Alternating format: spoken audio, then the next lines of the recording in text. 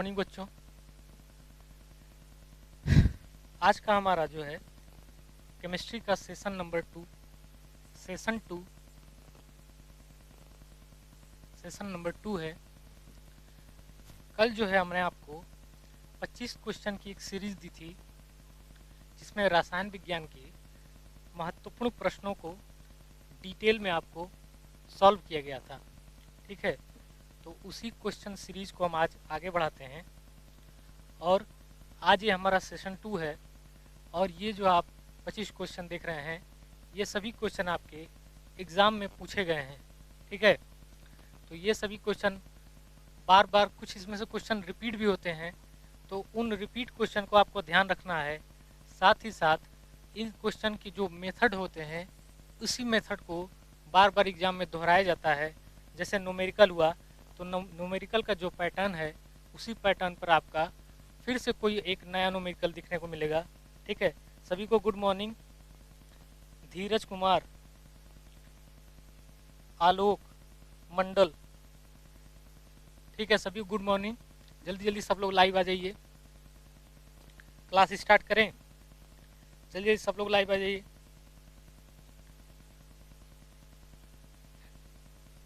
तो आज हमारा जो है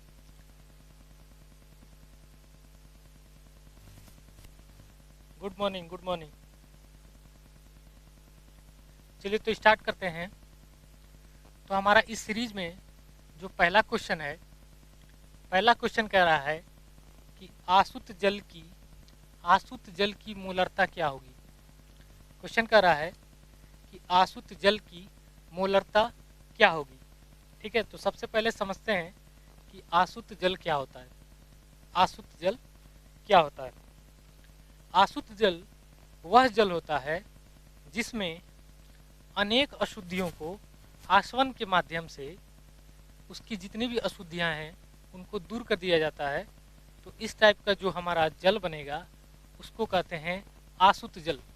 आसुत जल, आसुत जल। आसुत जल को इंग्लिश में बोलते हैं distilled water. Distilled water, distilled water. जो आपका बिस्लेरी का पानी होता है वो भी आपका आसुत जल होता है, डिस्टिल वाटर होता है, लेकिन उसमें जो है जो आवश्यक तत्व हैं, जो मानव के शरीर के लिए कुछ आवश्यक खनिज लवण हैं, उसमें ऐड करके तब जो आपको वो बोतल बंद करके आपको प्रोवाइड किया जाता है। तो आसुत जल ऐसा जल होता है जिसमें अनेक प्रकार की जितनी भी अशुद्धियाँ होंगी उसको निकाल कर अलग कर लिया जाएगा और जो प्योर जल बचेगा, जो शुद्ध जल बचेगा, वो जल हमारा क्या कहलाता है? अशुद्ध जल कहलाता है। जैसे आप किसी बीकर में या किसी बर्तन में आप जल ले लीजिए, उसको गर्म कर दीजिए। जैसे ही आप गर्म करेंगे तो जल के जो अणु है वो वाष्प बनकर ऊपर उठना शुरू करेंगे और यहाँ पर एक ढक्कन लगा दीजिए। जब उसके अणु इस ढक्कन से टकराएंगे तो वो संघनित हो जाएंगे और संगठित होने के बाद जो जल हमको छोटी छोटी बूंद के रूप में प्राप्त होगी वही जल क्या कहलाती है? आसुत जल कहलाती है। ठीक है, तो ये आसुत जल प्राप्त करने की विधि है। अब क्वेश्चन कह रहा है कि आसुत जल की मोलरता क्या होगी। आसुत जल की मोलरता क्या होगी? ठीक है, धीरज कुमार, खुशबू गुड मॉर्निंग। ठीक है, चलिए तो आसुत जल की मोलरता पूछा है। तो सबसे पहले हमने बताया कि आसुत जल क्या होता है, अब बताते हैं मोलरता क्या होता है। मोलरता कैपिटल एम से डिनोट किया जाता है। मोलरता, मोलरता को कैपिटल एम से डिनोट किया जाता है। ठीक है, मोलरता को कैपिटल एम से डिनोट किया जाता है और मोलरता का जो फार्मूला होता है विलेय के मोलों की संख्या। मोलरता का फार्मूला होता है विलेय के मोलों की संख्या। मोलों की संख्या, विलेय के मोलों की संख्या, इसको दर्शाते हम स्मॉल एन से और अपॉन यानी बटा में क्या लिखते हैं? विलेयन का आयतन। क्या लिखते हैं? बटा में विलयन का आयतन, विलयन का आयतन, विलयन का आयतन। तो हमारा जो मोलरता होता है इसको दर्शाया जाता है कैपिटल M से, और मोलरता बराबर होता है विलेय के मोलों की संख्या यानी स्मॉल n बटा विलयन का आयतन कैपिटल V। आयतन जो है हमारा हमेशा लीटर में होगा, ठीक है। आयतन को किस में लेंगे? लीटर में लेंगे। अगर क्वेश्चन में आयतन अगर आपका ml में दिया होगा तो उसको 1000 से भाग देके उसको आप क्या करेंगे? लीटर में कन्वर्ट कर लेंगे, ठीक है। तो हम जानते हैं जो आपका आसुत जल है H2O है, उसका अणु भार क्या होगा? H2O का अणु भार क्या होगा? हाइड्रोजन का, एक हाइड्रोजन का अणु भार 1 होता है, लेकिन यहाँ पर संख्या में 2 हाइड्रोजन है तो 1 का 2 से गुणा कर देंगे, फिर लगाएंगे प्लस। ऑक्सीजन का अणु भार 16 होता है तो यहाँ हो जाएगा आपका 16, ठीक है। सभी गुड मॉर्निंग, ठीक है। तो 2 एकम में 2 प्लस 16 बराबर 18। तो ऑक्सीजन का जो अणु भार आपका कितना हो जाएगा? ऑक्सीजन का अणु भार आपका 18 हो जाएगा, सॉरी जल का अणु भार आपका 18 हो जाएगा, ठीक है। तो हम जानते हैं कि 1 लीटर जल में, चूंकि 1 लीटर जल में 1 लीटर जल में क्या होता है कि जो मोलों की संख्या होती है वो कितनी होती है? 1 लीटर जल में मोलों की संख्या आपका कितना होता है? 1000। 1 लीटर जल में आपका कितना होता है? मोल की संख्या 1000 ग्राम होता है, और जल का मोलर द्रव्यमान आपको 1000 ग्राम होता है। और जल का मोलर द्रव्यमान कितना होता है? जल का मोलर द्रव्यमान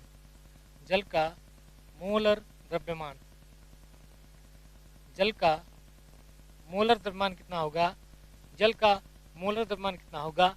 18 होगा, क्योंकि इसमें मोल की संख्या कितनी है? 18 ग्राम इसका जल का मोलर द्रव्यमान होगा, ठीक है। तो इस वाले फार्मूला में यहाँ रखेंगे तो विलेय की मोलों की संख्या कितनी हुई? 1000 अपॉन, और जल के मोलर द्रव्यमान कितना हुआ? 18, ठीक है। मोलर द्रव्यमान 18। अब इसको आप डिवाइड कर दीजिए, तो 1000 में आप 18 से डिवाइड करेंगे तो ये आ जाएगा आपका 55.56, 55.56। तो ये आपका क्या हो जाएगा? मोल, 55.56 मोल। तो ऑप्शन नंबर 1, 55.56 मोल, ऑप्शन नंबर 1, ठीक है। समझ में आ रही है? कुमार, आप न्यू स्टूडेंट है, कोई बात नहीं, ये डेली एक प्रैक्टिस बैच चलता है आपका, ठीक है। ये नया टॉपिक से शुरू होता है। तो ये समझ में आया?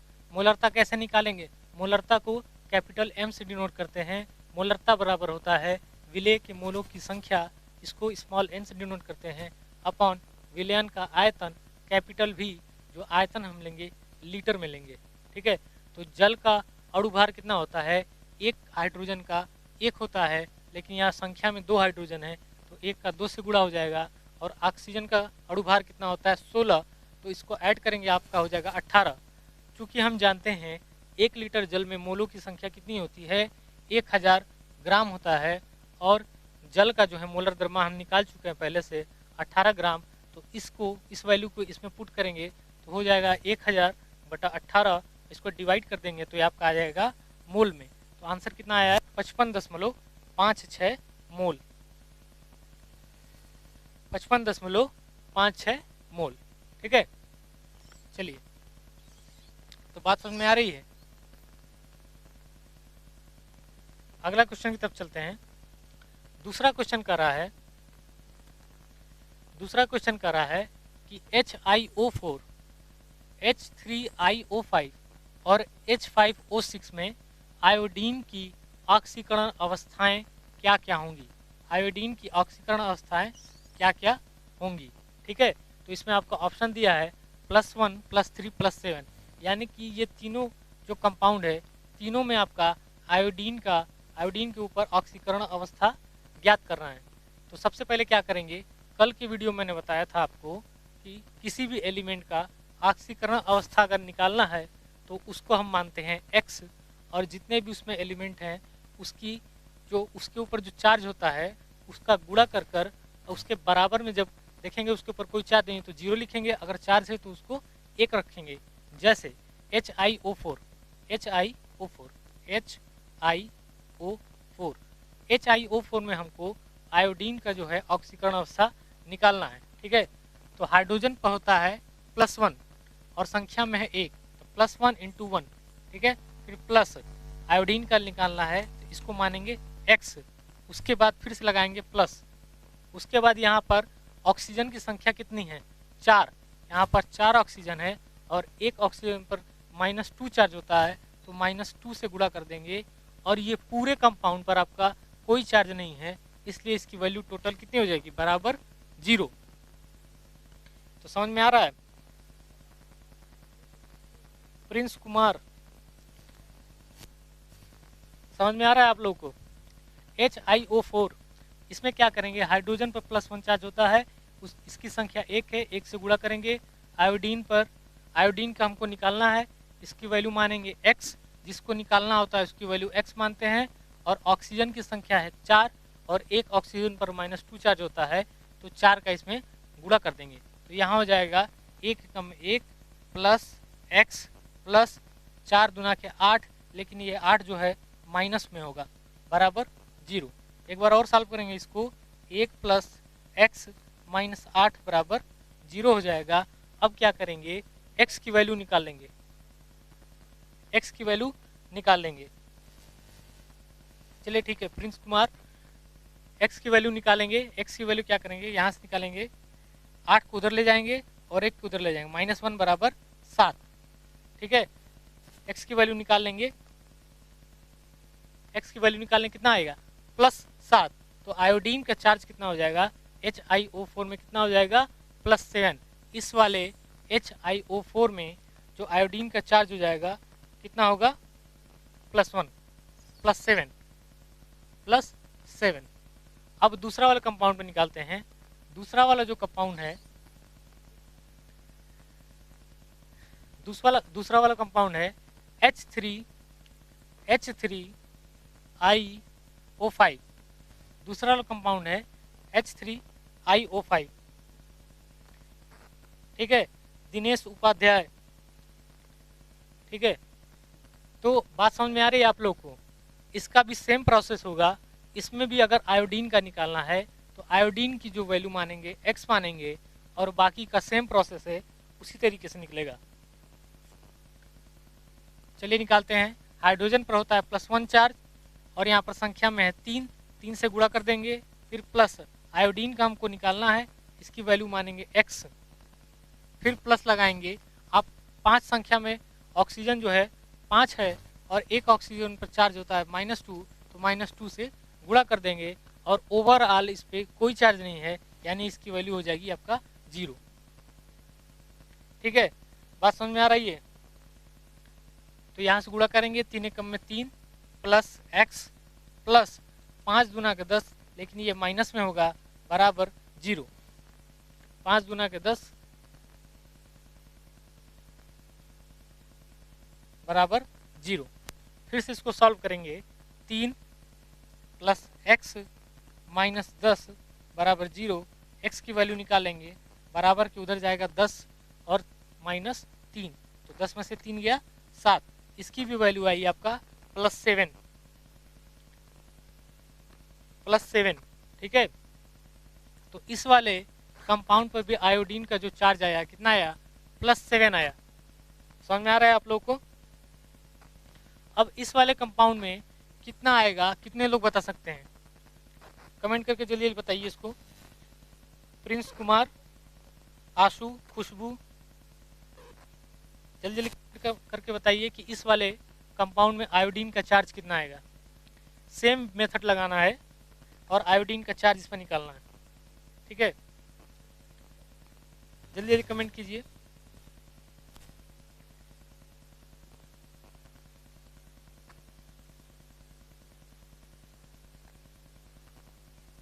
सेम मेथड है, इसमें भी आयोडीन की वैल्यू मानेंगे x, और हाइड्रोजन पर 1 प्लस चार्ज और संख्या में है 5, तो 5 से गुणा कर देंगे, 5 गुणा +1, ठीक है। फिर प्लस आयोडीन का निकालना है तो उसकी वैल्यू हो जाएगी x, और यहाँ पर एक ऑक्सीजन पर -2 चार्ज और संख्या में है 6, 6 गुणा -2, टोटल हो जाएगा 0, क्योंकि ओवरऑल कोई इसके ऊपर चार्ज नहीं है। मुस्कान राज +3 नहीं आएगा, फिर से निकालिए इसको, +3 निकालिए, +3 नहीं आएगा, फिर से निकालिए इसको। 5 गुणा +1, इसको सॉल्व कीजिए, 5 गुणा +1 फिर प्लस x -12 बराबर 0, इसको सॉल्व कीजिए, देखिए कितना आ रहा है। ऑप्शन बी नहीं, ऑप्शन बी करेक्ट नहीं है, ठीक है। तो इसको सॉल्व करेंगे, आपका x की वैल्यू आ जाएगा +7, 12 को उधर ले जाएंगे, 5 को उधर ले जाएंगे, तो 12 में से 5 घट गया, कितना बचेगा 7। तो इस प्रकार आपका जो तीनों कंपाउंड है, तीनों कंपाउंड पर आपका जो चार्ज आया +7 आया, option number C, option number C. +3 नहीं होगा, प्रिंस कुमार +3 नहीं होगा, +7 होगा। फिर से निकालिए एक बार और, आयोडीन को x मानिए, हाइड्रोजन पर +1 चार्ज होता है, 1 से गुणा करेंगे उसको, संख्या में जितना होगा उससे गुणा कर देंगे, और ऑक्सीजन पर -2 चार्ज होता है और संख्या में जितना ऑक्सीजन होगा उससे गुणा कर देंगे, सबको ऐड करेंगे और बराबर 0 रखेंगे। +7 खुशबू सही है आपका, मुस्कान सही आया है। तो इस प्रकार जो तीनों कंपाउंड है, तीनों पर आपका +7 चार्ज आएगा, तीनों पर आपका कितना चार्ज आएगा +7। मुस्कान राज सही है आपका, खुशबू इनका भी सही है, प्रिंस कुमार आप फिर से निकालिए, तो इस पर आएगा आपका +7 चार्ज, ठीक है। तो ऑप्शन नंबर सी। चलिए बढ़ते हैं नेक्स्ट क्वेश्चन पे।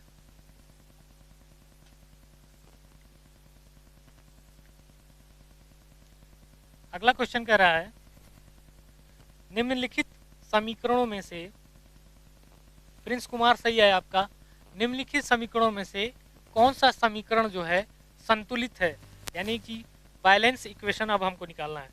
अब हमको क्या निकालना है, बैलेंस इक्वेशन निकालना है, संतुलित समीकरण निकालना है।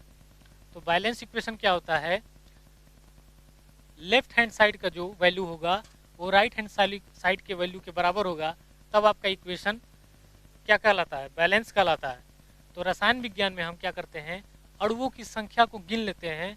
तो इक्वेशन के जो लेफ्ट साइड है उसमें टोटल अणुओं की संख्या, और इक्वेशन के राइट साइड में जो है टोटल अणुओं की संख्या अगर बराबर हो जाएगी तो हम कहेंगे कि हमारा जो इक्वेशन है ये क्या है, बैलेंस इक्वेशन है, ठीक है। तो चलिए देखते हैं इक्वेशन नंबर 1, ऑप्शन नंबर 1 में दिया है। इस वाले प्रश्न को ऑप्शन से सॉल्व करेंगे, ठीक है। तो ऑप्शन नंबर 1 में दिया है 2Al + 3H2SO4 का जब रिएक्शन कराएंगे तो आपका क्या बनेगा, Al2SO4 का होल थ्राइस + 3H2, ठीक है। तो बात समझ में आ रही है प्रिंस कुमार। तो बैलेंस हम इक्वेशन इसका चेक करते हैं कि ये बैलेंस है या नहीं। तो सबसे पहले यहाँ देखिए, यहाँ पर जो एल्यूमिनियम है आपका 2 है, एल्यूमिनियम की संख्या कितनी है 2 है, क्योंकि इसके आगे आपका 2 लगा हुआ है, तो एल्यूमिनियम को कितना काउंट करेंगे 2। अब चलते हैं राइट साइड, राइट साइड में भी आप देखेंगे तो यहाँ जो एल्यूमिनियम है इसकी भी संख्या कितनी हो जाएगी 2 हो जाएगी। तो हमारा एल्यूमिनियम बैलेंस हो गया, ठीक। अब अगला चलते हैं, यहाँ पे देखते हैं हाइड्रोजन H2 लिखा हुआ है और उसके पहले लिखा हुआ है 3, तो यहाँ जो वैल्यू है 2 इस 3 से गुणा कर देंगे तो कितना हो जाएगा 6। तो इस साइड भी हमको 6 हाइड्रोजन मिलना चाहिए, ठीक है। इस साइड भी हमको 6 हाइड्रोजन मिलना चाहिए। तो इस साइड भी हम देखते हैं तो 3 दूना का 6 हाइड्रोजन, यानी हाइड्रोजन भी हमारा बैलेंस है। अब देखते हैं सल्फर, सल्फर में संख्या कितनी है 1, सॉरी सल्फर की संख्या है 3, क्योंकि इसके आगे लगा हुआ है 3, तो सल्फर की संख्या कितनी है 3। और इस साइड भी देखेंगे आप तो यहाँ आपको मिलेगा 3 सल्फर, ठीक। तो अब तक सब मैच करते जा रहा है और लास्ट में बचा है ऑक्सीजन, और ऑक्सीजन की संख्या 4/3 है। यहाँ से देखिए, यहाँ संख्या में है 4 और पहले लगा हुआ है 3, 3 से गुणा कर देंगे 4/3 तो ऑक्सीजन की संख्या कितनी हो जाएगी 12। अब इस साइड से करते हैं ऑक्सीजन कितने हैं, तो इस साइड भी आपका 12 ऑक्सीजन है। तो इस प्रकार जो है हम ये कह सकते हैं कि ये वाला जो आपका इक्वेशन है, इक्वेशन नंबर 1 जो है आपका बैलेंस है। खुशबू राव आपका सही है, लेकिन अभी हम सब इक्वेशन को सॉल्व करेंगे तब जाकर आपको दिखा देंगे कि तीनों इक्वेशन आपका जो है बैलेंस है। ठीक है, तो पहला इक्वेशन हमारा बैलेंस हो गया। अब दूसरे इक्वेशन की तरफ चलते हैं। दूसरा इक्वेशन कर रहा है उसी तरीके से दूसरे इक्वेशन में भी आप यहाँ जो है इसको बोलते हैं पोटेशियम। तो पोटेशियम की संख्या यहाँ कितनी है 2 है, क्योंकि इसके पहले 2 लगा हुआ है। ठीक है, इसके पहले आपका क्या लगा हुआ है 2। अब इस साइड चलते हैं तो यहाँ भी आपका 2 पोटेशियम है, तो पोटेशियम से पोटेशियम खत्म। ठीक है, उसके बाद क्लोरीन देखेंगे तो क्लोरीन की संख्या भी है 2 आपका। तो इस साइड भी आपका जो क्लोरीन है ये भी आपका दूसरा नंबर पे है। ठीक है, तो इसकी संख्या कितनी हो जाएगी 2 हो जाएगी। अब ऑक्सीजन चेक कीजिए, ऑक्सीजन यहाँ 3 है और पहले लगा हुआ है 2, तो 3 का 2 में गुणा करेंगे कितना हो जाएगा 6। 3 का 2 में गुणा करेंगे 6 हो जाएगा, और यहाँ भी आप 3 में 2 का गुणा करेंगे तो 6 हो जाएगा। यानी ये वाला जो इक्वेशन है ये भी आपका बैलेंस है। इक्वेशन नंबर 1 भी बैलेंस है, 2 भी बैलेंस है। अब एग्जाम में क्या कीजिएगा कि जब 2 ऑप्शन मैच कर जाए तो आप सीधे खोजिएगा कि इसमें कहीं तो ये तो नहीं दिया उपरोक्त सभी। तो जब 2 ऑप्शन मैच कर गया तो इस प्रकार से आपका तीनों ऑप्शन भी मैच करना चाहिए, इसलिए इसका उत्तर हो जाएगा आपका उपरोक्त सभी। ठीक है, बात समझ में आ रही है। उसी तरीके से आप इक्वेशन नंबर 3 को भी चेक कीजिए, ये भी आपका बैलेंस इक्वेशन है। कितने लोग का आ गया, जल्दी जल्दी चेक कीजिए आप लोग, जल्दी जल्दी चेक कीजिए आप लोग, ये वाला इक्वेशन कितने लोग का बैलेंस बता रहा है। ठीक है, मोटिवेशनल मोमेंट। ठीक है, 79 का भी, चलिए 79 पे भी पहुंचेंगे तो आपको बताएंगे। चलिए, ठीक है, तो इस प्रकार से आपका ये तीनों इक्वेशन क्या है बैलेंस है। तो ऑप्शन नंबर डी राइट हो जाएगा। बढ़ते हैं हम अगले क्वेश्चन की तरफ। 79 नंबर का क्वेश्चन आ गया। चलिए ठीक है, 79 नंबर का क्वेश्चन है आपका। 79 कह रहा है कि सोडियम जिसका परमाणु क्रमांक कितना होता है 11 का इलेक्ट्रॉनिक विन्यास क्या होगा। ये तो बच्चों वाला क्वेश्चन है, जल्दी जल्दी बताइए कमेंट में। सोडियम का इलेक्ट्रॉनिक विन्यास क्या होगा, इसका परमाणु क्रमांक भी आपको कितना दिया हुआ है 11 दिया हुआ है, जल्दी बताइए। सोडियम का परमाणु क्रमांक 11 है और ऑप्शन देख के जल्दी बताइए कौन सा ऑप्शन सही होगा। सोडियम का परमाणु क्रमांक 11 है। ठीक, इसका इलेक्ट्रॉनिक विन्यास करेंगे तो के में जाएगा आपका, के में जाएगा 2, एल में कितना जाएगा 8 और एम में कितना जाएगा, एम में कितना जाएगा 1, क्योंकि यहाँ से आप गिनिए 2 8 10 होता है और 1 बचा आपका, टोटल कितना होता है 11। ऑप्शन नंबर डी नहीं, ऑप्शन डी नहीं होगा, 79 का डी नहीं होगा, प्रिंस कुमार डी नहीं होगा। फिर से चेक कीजिए, देखिए सोडियम का परमाणु क्रमांक होता है 11, तो के में जो है 2 इलेक्ट्रॉन जाएगा, एल में आपका 8 इलेक्ट्रॉन जाएगा, टोटल हो गया 10, तो आपका बचा 1, तो एम में जो है आपका 1 इलेक्ट्रॉन फिल हो जाएगा। इस प्रकार से जो आपका इलेक्ट्रॉनिक विन्यास लिखा जाएगा वो कहलाएगा 2 8 और 1। ऑप्शन नंबर बी खुशबू आपका राइट है, ऑप्शन नंबर बी सही है, खुशबू का सही है ऑप्शन नंबर बी। ठीक है, और भी लोग निकालिए जल्दी जल्दी आप लोग। तो ये होता है इसका इलेक्ट्रॉनिक विन्यास सोडियम 11 का। बात समझ में आ रही है। चलिए अगले क्वेश्चन की तरफ बढ़ते हैं।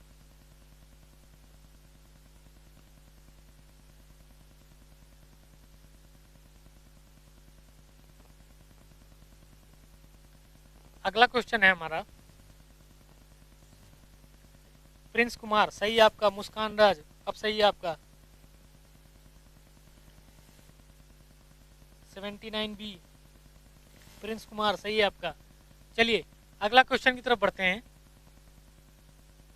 अगला क्वेश्चन कह रहा है कि जो गैस है द्रवित की जा सकती है, गैस जो है आपका लिक्विफाइड किया जा सकता है किस बिंदु पर।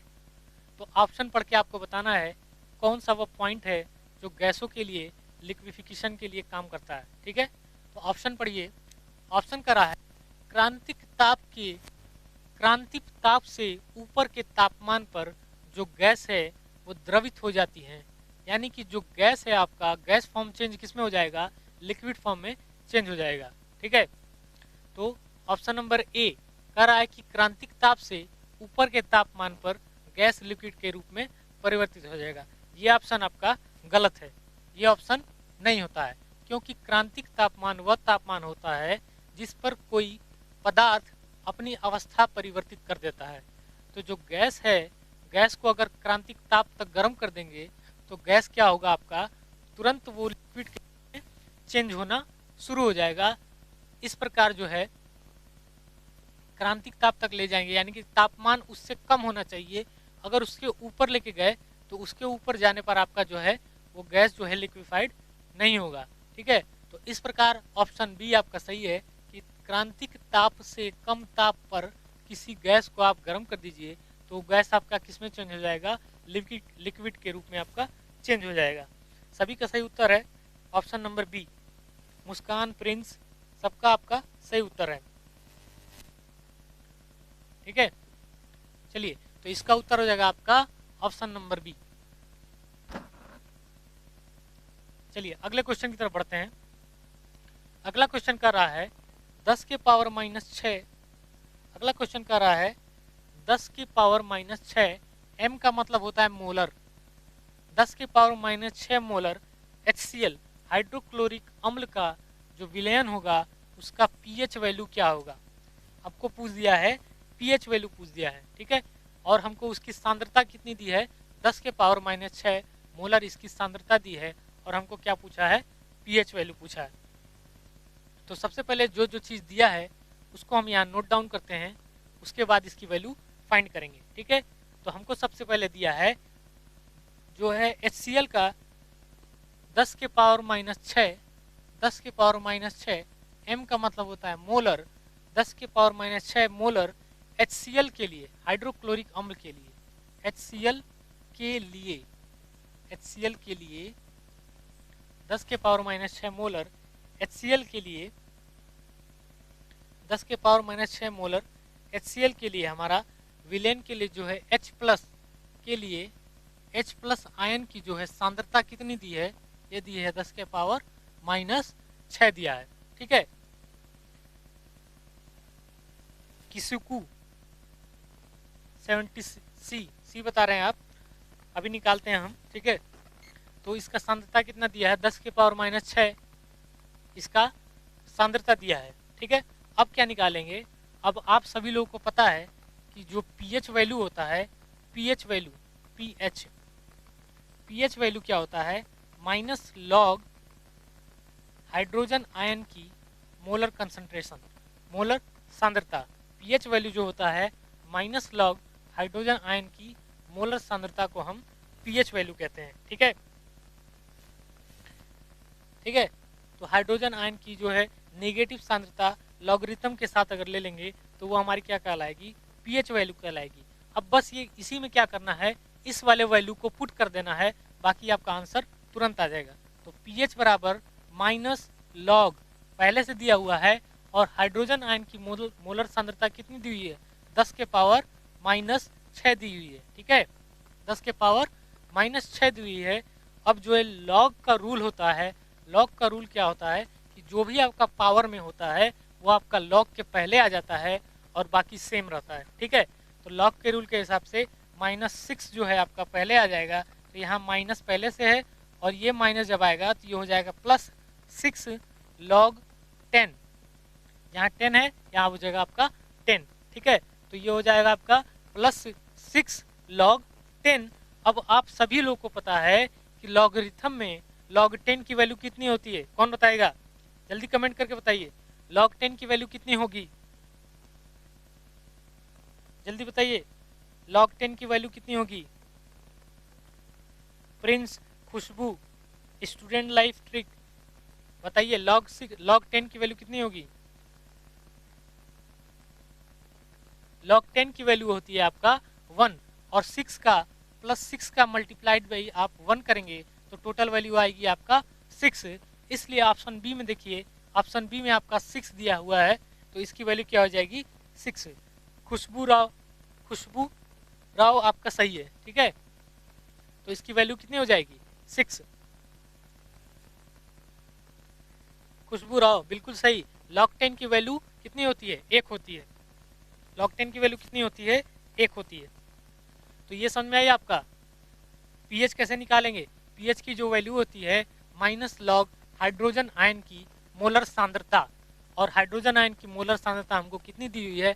10 की पावर -6। इसकी वैल्यू यहाँ रखेंगे और लॉगरिथम का रूल लगा देंगे, जो पावर में है उसको पहले ला देंगे, उसका गुणा कर देंगे, और log 10 की वैल्यू सबको पता है 1 होती है, 1 से गुणा कर देंगे, 6 multiply by 1 is equal to 6। Option number B सही होगा। Prince Kumar, option number B सही होगा, ठीक है। चलिए अगले क्वेश्चन की तरफ बढ़ते हैं।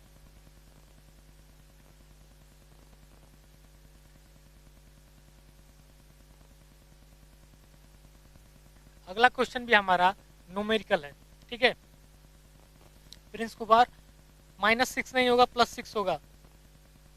माइनस पहले दिया हुआ था और ऊपर जो है आपका -6 था, और माइनस का माइनस में गुणा करेंगे प्लस हो जाता है, ठीक है। ये छोटी कक्षाओं में आप लोग को पढ़ाया जाता होगा कि -1 का अगर -1 से गुणा करेंगे तो ये हो जाएगा आपका +1। मैथमेटिक्स का ये रूल है, ठीक है। चलिए अगला क्वेश्चन भी आपका न्यूमेरिकल है। इसमें कह रहा है कि जो आयरन के ऑक्साइड है, आयरन के ऑक्साइड में जो आयरन का परसेंटेज है कितना दिया हुआ है? 69.9% दिया हुआ है। आयरन का जो परसेंटेज है कितना दिया हुआ है? 69.9% दिया हुआ है। तथा उसमें जो ऑक्सीजन की वैल्यू है वो कितनी दी हुई है आपको? ऑक्सीजन की वैल्यू दिया हुआ है 30.1%। भारा अनुसार हो तो आयरन ऑक्साइड का मूलानुपाती सूत्र क्या होगा? अब मूलानुपाती सूत्र यहाँ फाइंड करना है, ठीक है। तो मूलानुपाती सूत्र फाइंड करने के लिए हम सबसे पहले एक टेबल बनाएंगे, मूलानुपाती सूत्र फाइंड करने के लिए। चलिए उस टेबल को बनाते हैं। एक बड़ा सा टेबल बनाएंगे मूलानुपाती सूत्र फाइंड करने के लिए, ठीक है। यहाँ क्या लिखेंगे? यहाँ लिखेंगे हम तत्व। तो हमको इसमें 2 ही तत्व दिए हैं, यहाँ लिखेंगे तत्व। इस तत्व में हमको 2 ही चीज दिया हुआ है। क्या दिया हुआ है? एक तो दिया हुआ है आयरन जिसका सिंबल होता है Fe, और दूसरा दिया हुआ है आपका ऑक्सीजन जिसको हम डिनोट करते हैं O2 से, ठीक है। तो दूसरा नंबर पे आप लिखेंगे इसकी जो प्रतिशतता दी हुई है, दूसरा नंबर पे लिखेंगे आप प्रतिशतता। दूसरा नंबर पर आपका जितना भी परसेंटेज दिया हुआ है उसको लिखते हैं। तो आयरन का परसेंटेज कितना है? 69.9%, ठीक। उसी तरीके से आपका ऑक्सीजन का परसेंट कितना दिया हुआ है? 30.1%। कितना दिया हुआ है? 30.1%, ठीक है। बात समझ में आ रही है? जो जो वैल्यू दी है उसको हम इस टेबल में रखते जा रहे हैं, उसके बाद लास्ट में वैल्यू हम फाइंड करेंगे, वही हमारा क्या हो जाएगा? मूलानुपाती सूत्र हो जाएगा, ठीक है। उसके बाद देखिए आप परमाणु द्रव्यमान कितना होगा? परमाणु द्रव्यमान हमको दिया हुआ है, यानी परमाणु भार दिया हुआ है। यहाँ लिखेंगे आप परमाणु भार, ठीक। तो परमाणु भार कितना हो जाएगा? यहाँ हमको दिया हुआ है नियर अबाउट 56 है, ये नियर अबाउट 55.85 दिया हुआ है। इसको हम 56 भी बोल सकते हैं, ठीक है। तो लगभग में आप ले सकते हैं। तो ऑक्सीजन का कितना दिया हुआ है? ऑक्सीजन का दिया हुआ है आपका 16। ऑक्सीजन कितना दिया हुआ है? ऑक्सीजन का दिया हुआ है 16। अब टेबल में अगला नंबर आएगा कि परमाणु की आपेक्षिक संख्या क्या होगी। यहाँ जो आएगा परमाणु की आपेक्षिक संख्या। तो आपेक्षिक संख्या आप कैसे निकालेंगे? आपेक्षिक संख्या निकालने के लिए क्या करेंगे? ये जो आपकी वैल्यू आई है, ये जो आपका प्रतिशत दिया हुआ है, इस प्रतिशत में 69.9 में आप 56 का डिवाइड कर दीजिए, तो इसकी आप परमाणु की अपेक्षिक वैल्यू आ जाएगी। इसी तरीके से आप 30.1 में आप 16 से डिवाइड कर देंगे तो इसकी अपेक्षिक वैल्यू आ जाएगी। तो डिवाइड करने पर आपको कितना आएगा 1.25 नियर अबाउट, इसकी वैल्यू आएगी 1.25 और इसकी वैल्यू कितना आएगा नियर अबाउट 2 आएगा, ठीक है 1.88 के समथिंग आएगा, तो इसकी वैल्यू आएगा 1.88, ठीक। अब इसको बैलेंस करने के लिए एक और काम करते हैं हम, इसको बैलेंस के लिए हम करने क्या, इसको नियर अबाउट हम क्या मान सकते हैं 1 मान सकते हैं, और जो नीचे वाला है इसको मान सकते हैं हम नियर अबाउट, ठीक है। अब कहें परमाणु का भार, परमाणुओं का परस्पर सरल अनुपात, और एक और टेबल बनेगा जिसमें होगा परमाणुओं का परस्पर सरल अनुपात, ये अगला टेबल बनेगा हमारा। इस टेबल में होगा परमाणुओं का परस्पर सरल अनुपात, ये कितना होगा आपका। इसके लिए क्या करेंगे हम, इसके लिए जो है हम जो हमारी वैल्यू आई है वो 1.25, उसमें किसका डिवाइड करेंगे, उसमें हम डिवाइड करेंगे इस वाले वैल्यू से, जो दोनों में सबसे छोटी होगी उस वैल्यू से हम डिवाइड कर देंगे। तो 1.25 में सबसे छोटा वैल्यू होगा 1.25, इन दोनों में जो सबसे छोटा होगा उससे इसका डिवाइड कर देंगे, और दूसरे वाले में भी सेम वही कंडीशन 1.88 में आप डिवाइड कर देंगे 1.25 से, ठीक है। तो इसकी तो वैल्यू हो जाएगी 1, इसकी वैल्यू हो जाएगी 1। अब 1.88 का 1.25 से डिवाइड करेंगे तो नियर अबाउट आपका कितना आ जाएगा 1.5 आंसर आएगा, 1.5 आंसर। ये भी आपका कंप्लीट अंक में नहीं है, ठीक है, इसलिए इसको बदलने के लिए क्या करेंगे, इसको पूर्ण संख्या में बदलेंगे। तो यहाँ दो से गुणा करेंगे और यहाँ किससे गुणा करेंगे 3 से, यहाँ कितना गुणा करेंगे 3 से, ठीक है। तो 3 से गुणा करेंगे और इसमें गुणा करेंगे 2 से, तो इसकी वैल्यू निकल के आएगी हमारे पास, जो आयरन है आयरन में 2 से और ऑक्सीजन में आपका 3 से, तो Fe2O3 इसका मूलानुपाती सूत्र हो जाएगा, ठीक है।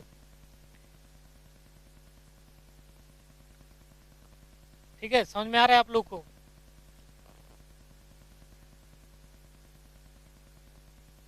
चलिए साइलेंट बॉय, ठीक है, प्रिंस कुमार, समझ में आ रहा है आप लोग को।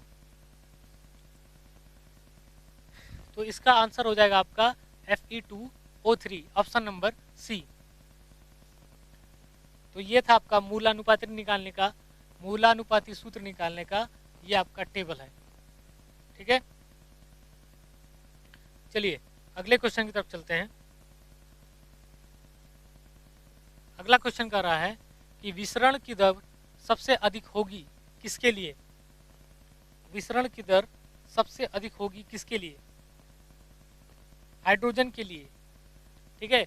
तो विसरण की दर R बराबर क्या होता है, R is directly proportional to 1/√m। m क्या होता है, आपका अणु भार होता है। इन अणुओं में जो सबसे हल्का होगा, जिसका अणु भार सबसे कम होगा, उसका जो विसरण दर है वो सबसे ज़्यादा होगा, क्योंकि इस फार्मूला के अनुसार जो आपका विसरण दर है वो क्या होता है, इनवर्सली प्रोपोर्शनल होता है, ठीक है। ये आपका क्या होता है, इनवर्सली प्रोपोर्शनल होता है, उल्टा होता है। तो R is inversely proportional to 1/m, और m क्या होता है, अणु भार। तो आप बताइए इनमें सबसे कम अणु भार किसका होगा, कौन बताएगा कमेंट में, कौन बताएगा। NH3CH4 हाइड्रोजन और ऑक्सीजन में सबसे कम अणु भार किसका होगा, प्रिंस कुमार बताइए इनमें सबसे कम अणु भार किसका होगा। इसमें सबसे कम अणु भार आपका हाइड्रोजन का होगा, और इस प्रकार से सबसे कम, प्रिंस कुमार सी बिल्कुल सही, ठीक है। तो आपका जो सबसे कम इसमें अणु भार हाइड्रोजन का होगा, इसलिए इसका विसरण दर सबसे ज्यादा होगा। तो इस प्रकार इसका उत्तर क्या हो जाएगा, ऑप्शन सी, ऑप्शन सी, ठीक है। तो विसरण दर सबसे अधिक किसमें होगा, हाइड्रोजन में होगा। बात समझ में आ रही है। चलिए अगले क्वेश्चन की तरफ बढ़ते हैं।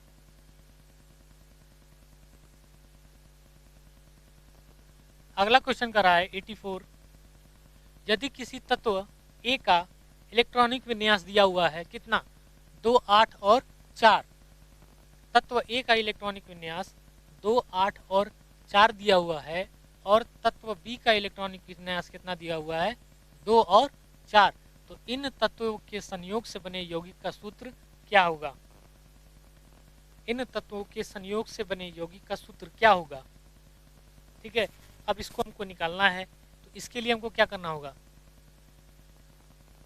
यदि किसी तत्व का इलेक्ट्रॉनिक विन्यास दिया हुआ है तो तत्व ए का सबसे पहले इलेक्ट्रॉनिक विन्यास लिखते हैं 2, 8 और 4। तो तत्व ए का संयोजकता कितना हो जाएगा? तत्व ए का संयोजकता, ए की संयोजकता कितनी हो जाएगी? संयोजकता ऑक्टेट रूल के हिसाब से इसमें होना चाहिए 8 इलेक्ट्रॉन। ठीक है, तो इसमें 8 है नहीं, इसलिए इसमें 8 से माइनस करेंगे और जितना संख्या बचेगा वो इसकी क्या कहलाएगी? संयोजकता कहलाएगी। तो 8 में से आप 4 घटाएंगे तो इसकी वैल्यू कितनी आएगी? 4। तो ए की संयोजकता कितनी हो गई? 4। ठीक है, ए की संयोजकता हो गई 4। ए की संयोजकता हो गई 4। उसी तरीके से जो आपका तत्व बी है, तत्व जो बी है, इसकी संयोजकता कितना हो जाएगी? इसका जो इलेक्ट्रॉनिक विन्यास दिया हुआ है 2 और 4 और संयोजकता कितना हो जाएगा? 8 में से संयोजकता 8 में से 4 माइनस करेंगे तो इसका वैल्यू हो जाएगा टोटल 4। तो ए की संयोजकता कितनी हो गई? 4। शैलेश, ठीक है, समझ में आ रहा है आपको? तो ए की संयोजकता हो गई 4 और बी की संयोजकता हो गई 4। इस प्रकार जो हमारा यौगिक बनेगा वो बनेगा A4B4। 4 संयोजकता वाले वैल्यू A4B4 बनाएंगे। ठीक है अंकित, A4B4 बनाएंगे। या तो हम A4B को हम एक और चीज भी लिख सकते हैं, AB भी लिख सकते हैं। A4B को B4 के क्या लिख सकते हैं? AB भी लिख सकते हैं। इस प्रकार आप बताइए कि कौन सा ऑप्शन मैच कर रहा है। ठीक है, option number A, option number A, option number A. तो इसका यौगिक का सूत्र क्या हो जाएगा? Option number A. Ankit D नहीं होगा, ऑप्शन नंबर ए सही होगा। सबकी संयोजकता निकालिए। इसकी संयोजकता होगी 4, इसकी संयोजकता होगी 4 और उस तत्व में ए में 4 से गुणा कर देंगे तो 4A या A4 भी लिख सकते हैं और बी में 4 से गुणा करेंगे तो 4B या B4 भी लिख सकते हैं। और जब इन दोनों का वैल्यू बराबर हो तो आप इसको सिंपली AB भी लिख सकते हैं। ठीक है, option number A, option number A सही है। ऑप्शन नंबर ए, ठीक है, ऑप्शन नंबर ए शैलेश। ठीक, चलिए अगले क्वेश्चन की तरफ बढ़ते हैं। अगला क्वेश्चन कह रहा है कि दो समान अथवा असमान तत्वों में परमाणुओं के बीच परस्पर समान इलेक्ट्रॉन के साझा से बनने वाला जो आबंध है, आबंध को इंग्लिश में बोलते हैं बॉन्ड, वो आबंध किस टाइप का होगा? अर्थात इसके कहने का मतलब ये है कि जो आपका इलेक्ट्रॉनों का जो साझेदारी हो रहा है, जो परमाणुओं के बीच आपका इलेक्ट्रॉनों का साझेदारी हो रहा है, साझा शेयरिंग ऑफ इलेक्ट्रॉन से जो टाइप का जो बॉन्ड बनेगा उस बॉन्ड का नाम क्या है? ठीक है, उस बॉन्ड का नाम क्या है? तो उस बॉन्ड में आप उपसंयोजक जब बॉन्ड बनाएंगे तो उसमें क्या होता है, इसमें जो लोन पेयर ऑफ इलेक्ट्रॉन है वो दाता परमाणु को जो है डोनेट कर दिया जाता है। आयनिक बंध में क्या होता है, ऑप्शन बी में क्या होता है कि जो परमाणु होता है वो आयंस के रूप में साझेदारी करते हैं। ठीक है, एक जो है तत्व इलेक्ट्रॉन को डोनेट करता है और प्लस चार्ज बनाता है और दूसरा वाला तत्व क्या करता है, इलेक्ट्रॉन को ग्रहण करता है, गेन करता है, उसके ऊपर निगेटिव चार्ज आ जाता है। तो इस प्रकार से इस तरह का जो बंध बनेगा वो होता है आयनिक बंध। ठीक, अब तीसरा ऑप्शन दिया है धात्विक बंध। तो जो धातुओं होते हैं, धातु जो परमाणु होते हैं वो आपका बनाते हैं धात्विक बॉन्ड, धात्विक आबंध बनाते हैं। ठीक है, सहसंयोजी बंध, ऑप्शन नंबर 4। सहसंयोजी बंध में क्या होता है कि जो आपके परमाणु है वो क्या करते हैं, इलेक्ट्रॉनों की साझेदारी करते हैं और अपने अष्टक को कंप्लीट करते हैं। ठीक है, और स्टेबल हो जाते हैं। तो इस प्रकार जो बंध बनेगा वो क्या कहलाएगा, सहसंयोजक बंध। तो इस हिसाब से, क्वेश्चन के हिसाब से इसका आंसर होगा option number D. Rizwan Ali good morning. ठीक है, तो इस हिसाब से आपका ऑप्शन नंबर क्या हो जाएगा, डी। तो सहसंयोजक बंध कैसा बंध होता है, जो इलेक्ट्रॉनों की साझेदारी से बनता है, तो वो जो बंध बनेगा वो आपका क्या कहलाएगा, सहसंयोजक बंध। ठीक है, चलिए अगले क्वेश्चन की तरफ बढ़ते हैं।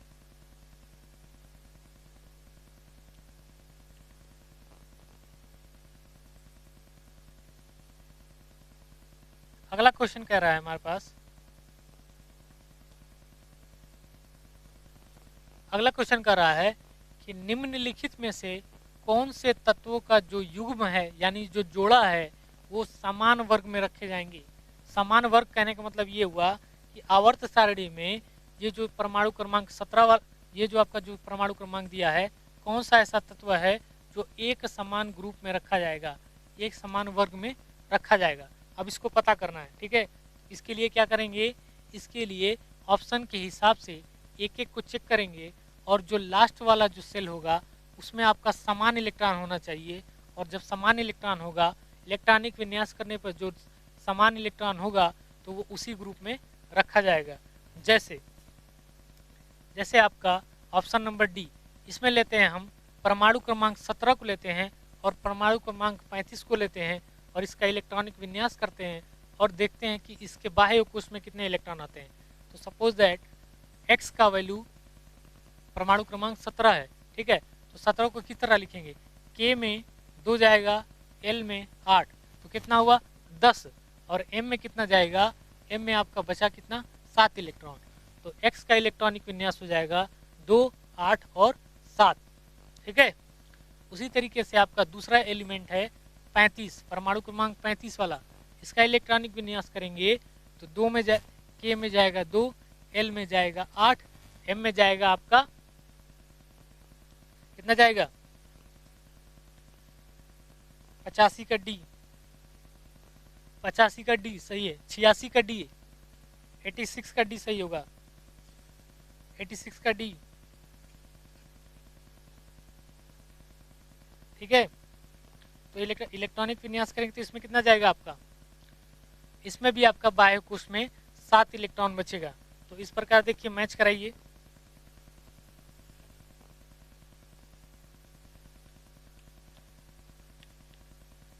मैच कराइए आपका।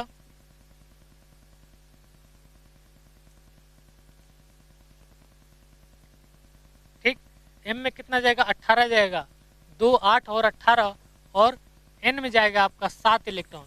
तो यहाँ आप देख रहे हैं यहाँ भी 7 और यहाँ भी 7, बाह्य कोश में कितने इलेक्ट्रॉन जा रहे हैं 7 इलेक्ट्रॉन। इस प्रकार से जो 86 का राइट आंसर हो जाएगा वो हमारा हो जाएगा ऑप्शन नंबर डी। 86 का राइट आंसर क्या हो जाएगा, ऑप्शन नंबर डी। 86 का right answer option number D. ठीक है, तो इतनी बात समझ में आई। आप इसका चेक करेंगे तो इसका बाह्य कोश में आपका जो इलेक्ट्रॉन होगा वो मैच नहीं करेगा। ठीक है, मैच करना चाहिए सेम। इस वाले में आपका बाह्य कोश में 7 इलेक्ट्रॉन और इस वाले में भी आपका बाह्य कोश में 7 इलेक्ट्रॉन। तो इस प्रकार ये समान वर्ग में रखे जाएंगे, एक ही ग्रुप में रखे जाएंगे। ठीक है, तो इतनी बात समझ में आई। चलिए अगला क्वेश्चन जो है हमारा न्यूमेरिकल है, अब इसको हल करने में थोड़ा समय लगेगा। जो है बाकी जो क्वेश्चन है आपका उसको कल सॉल्व कराया जाएगा। ठीक है, तो आज के लिए बस इतना ही।